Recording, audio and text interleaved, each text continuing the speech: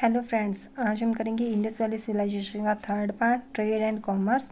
Well neat external and internal trade means कि वो बाहर और कंट्री में दोनों में ट्रेड करते थे।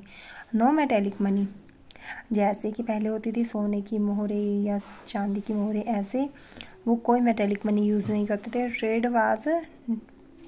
Trade was done through barter system. Barter system क्या होता है कि जैसे मान लो कि मुझे किसी बर्तन की ज़रूरत है और आपको कपड़ों की ज़रूरत है, तो हम ज़रूरत के हिसाब से एक दूसरे से चीज़ एक्सचेंज कर लेते थे।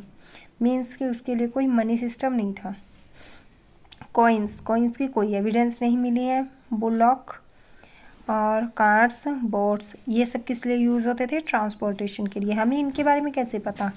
क्योंकि हमें इनके मतलब कि जैसे जो छोटे छोटे खिलौने मिले हैं वो बुलॉक, कार्ट और बोट्स इनके मिले हैं, तो इनसे हमें पता लगता है कि ये ट्रांसपोर्टेशन के लिए क्या क्या यूज़ करते थे।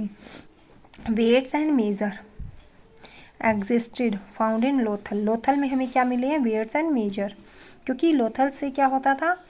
कंट्री से बाहर व्यापार होता था। जो कैसे थे?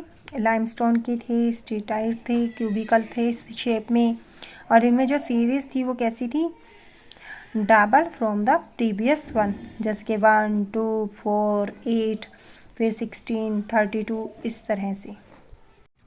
Several sticks discover which implies a linear system of management was in use. Means कि जैसे हम स्केल का यूज़ करते हैं उस वक्त स्टिक्स का यूज़ होता था। हमें ऐसी स्टिक्स मिली हैं जिनसे पता लगता है कि ये लीनियर सिस्टम यूज़ करते थे। Shell work, bangle making, pottery making, और ये क्या बनाते थे? शेल्स, बेंगल्स, पॉटरी यानी कि मिट्टी के बर्तन। रॉ मटेरियल इन्हें कहाँ से मिलता था? अलग अलग सोर्स थे, जैसे गोल्ड के लिए north Karnataka, silver Lapis lazuli के लिए अफ़गान और ईरान, कॉपर के लिए खेतरी माइंस जो कि राजस्थान में है, बलूचिस्तान जो कि पाकिस्तान में है। बीड मेकिंग फैक्ट्री मोहनजोदाड़ो और लोथल, यहाँ पे हमें एविडेंस मिली है। और जो ये आइटम्स थी बीड्स, इनको क्या करते थे? एक्सपोर्ट करते थे। इसीलिए हमें लोथल में और क्या मिला? डॉकयार्ड। एवरी मर्चेंटाइल फैमिली, हर एक मर्चेंटाइल फैमिली यानी कि हर जो व्यापारी होता था उसके पास क्या होती थी? एक सील होती थी। सील क्या होती थी? जो कि स्टेटाइट स्टोन की बनी होती थी, जिसके ऊपर एक एम्बलम लगा होता था, जिस पर एक रिलीजियस कैरेक्टर होता था स्केयर फॉर्म में। Name for description, square form में वो सील होती थी। प्राइमरी पर्पस क्या था उस सील का? मतलब कि प्राइमरी पर्पस क्या था? To mark the ownership. अब देखो, हम व्यापार कर रहे हैं, हम एक जगह से दूसरी जगह पर अपना सामान भेजेंगे, तो उस सामान के ऊपर हमारी अपनी एक मोहर होगी, एक निशानी होगी कि हाँ ये सामान इस कंपनी का है। उसी तरह से मेसोपोटामिया में हमें रिकॉर्ड मिले हैं जिससे हमें पता लगा है कि उनके साथ हमारा ट्रेड होता था। और जो मेसोपोटामिया के जो रिकॉर्ड मिले हैं उनमें जो इंडस वैली सिविलाइजेशन है उसे क्या नाम दिया गया है? Meluha.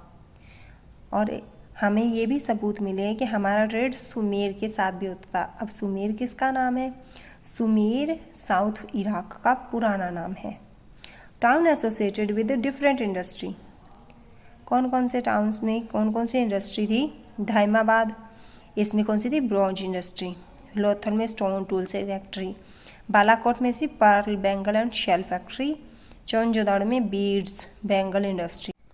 Town planning, elaborate town planning follow by the grid system, यानी कि ये देखो मैंने बना रखा है ना रोड 90 डिग्री पे। यहाँ पे रोड कैसे कटे होते थे? 90 डिग्री पे, और वो सिस्टोमेटिकली पूरा टाउन बसा हुआ था।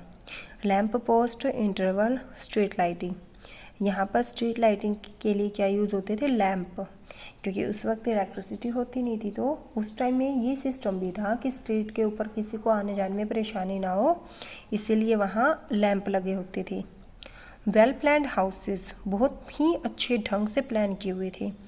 Burned bricks, good quality as building material, building बनाने के लिए जो ईंटें यूज़ की जाती थी वो कैसी थी? वो पक्की हुई ईंटें होती थी, अच्छी क्वालिटी की। एल्सवेयर मड ब्रिक्स, वरना अदरवाइज़ तो हमें मड ब्रिक्स के ही एविडेंस मिले हैं बाकी सभी सिविलाइजेशन में। और जो ये ब्रिक्स होती थी इनका साइज़ भी बिल्कुल सेम होता था। हाउसेज 2 स्टोरी मोनोटोनस, मीन्स के जो हाउस थे वहाँ पे क्या बनी हुई थी, 2 स्टोरी थे, मतलब कि 2 मंजिलें इमारतें बनी हुई थी। No window face the street, कोई भी विंडो का फेस स्ट्रीट की तरफ नहीं था। क्यों? क्योंकि प्राइवेसी के लिए। गुड ड्रेनेज सिस्टम, उस वक्त ड्रेनेज सिस्टम इतना अच्छा था भी, मतलब कि आज भी हमारी बल्कि सड़कों में पानी इकट्ठा हो जाता है, बट उस वक्त का ड्रेनेज सिस्टम बहुत अच्छा था। ड्रेन्स मोर्टर टाइम जिप्सिम, मीन्स कि जो ड्रेन सिस्टम था वो जिप्सिम का बना हुआ था, उन्हें जब चाहे टाइम टू टाइम सफाई भी कर सकते थे। Covered with large brick slab for easy cleaning, means क्या कि उन्होंने बड़ी बड़ी ईंटों से पत्थरों से उसे ढका हुआ था। Show developed sense of health and sanitation, इससे हमें क्या पता लगता है कि उन्हें हेल्थ का और सफाई का कितना, मतलब कि कितनी सेंस थी, कितनी डेवलपमेंट थी उस वक्त। Town were divided into upper part lower part, upper part जिसे सीटाडेल कहते थे और जो थोड़ा हाइट पे था जैसे कि स्टेज, और वहाँ पे क्या होता था, वहाँ पे public building, granaries, religious buildings, ये सब था। लोअर पार्ट में क्या, लोग वहाँ पे रहते थे।